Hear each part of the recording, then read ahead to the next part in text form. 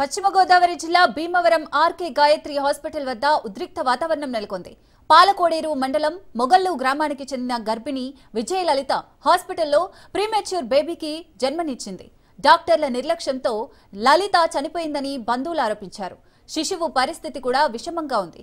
ఉదయం వరకు చక్కగా మాట్లాడిన లలిత అప్పటికప్పుడు ఎలా చనిపోయిందో ఆసుపత్రి యాజమాన్యం చెప్పాలని పేరెంట్స్, బంధువులు ఆందోళనకు దిగారు.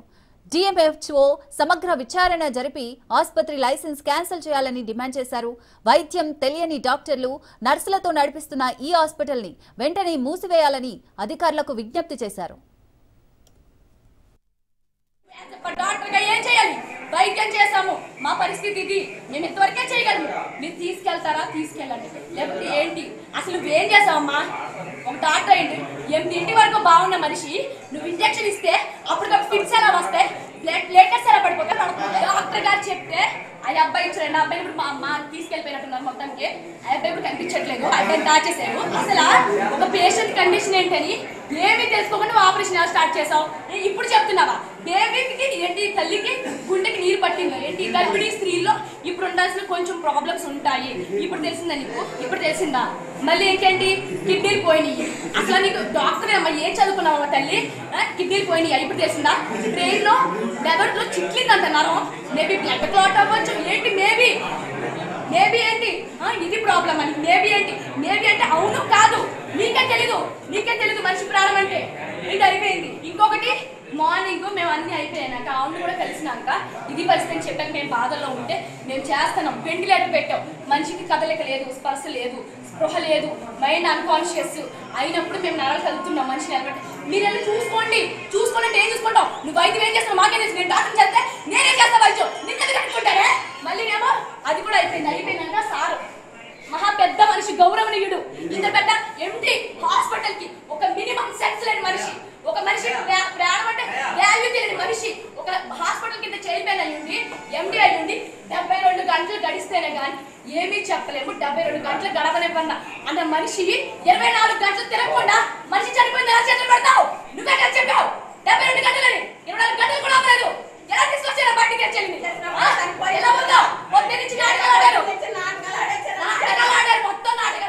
7వ తారీఖుని తీసుకొచ్చామండి సెయింట్ మేరీస్ హాస్పిటల్. ఇప్పుడు డాక్టర్ గారికి ఫోన్ చేసి చెప్పింది ఎమర్జెన్సీ అమ్మ, బేబీని కూడా ఆపరేషన్ చేసేయాలి, బేబీకి వెయిట్ తక్కువ ఉంది, తల్లికి అయితే ఏ ప్రాణాపాయం లేదని చెప్పారు. బేబీ ఒక్కటే ప్రాబ్లం అన్నారని వెంటనే తీసుకొచ్చేయాలని 31వ తారీఖు మధ్యాహ్నం మాట తీసుకొచ్చి అడ్మిట్ చేసి హాస్పిటల్ వాళ్ళు ఏమన్నారు, అమ్మ ఏం పర్లేదు, బేబీకి ఏం అవ్వదు, ఒక 2 రోజులు అబ్జర్వేషన్ ఉంచుతాం, చూద్దాము, కంగారు పడకండి, బేబీ తయారవుతుంది అని చెప్పారు కదా. సిలైన్ పెట్టారు. ఫస్ట్ రోజు వచ్చిన రోజు తల్లి మాట ఎత్తలేదు. అసలనే పెట్ట కాదు, తల్లి ముఖ్యమని మీకు చెప్పారు. అలాగే మీరు తల్లి గురించి ఎందుకు టెన్షన్ పడుతున్నారమ్మా? టెన్షన్ ఏమీ లేదు. మీ తల్లి కన్ఫర్మ్, తల్లి అయితే ఏం కాదు, బిడ్డ ఒకటే మీరు హోప్స్ వదులుకోండి. 50-50 ఛాన్స్ కూడా ఆ వినోట అదే చెప్పింది.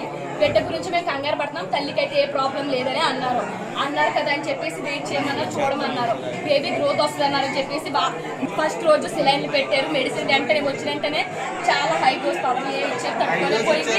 హై డోస్ ఇచ్చారు 12 ఒక్కసారి బాడీకి ఎక్కించారు, తను తట్టుకోలేకపోయింది.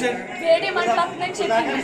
బ్లడ్ టెస్ట్ చేశారు, ఏది రిపోర్ట్లు అయ్యి దేనికి సంబంధించి రిపోర్ట్లు ఇవ్వకపోగా 2వ రోజు కనీసం డాక్టర్ అమ్మగారు వచ్చి పేషెంట్ ఏంటి, పరిస్థితి ఏంటి ఇది అని రౌండ్లకు వచ్చేనే చూడాలి, పేషెంట్ చెక్ చేయాలి.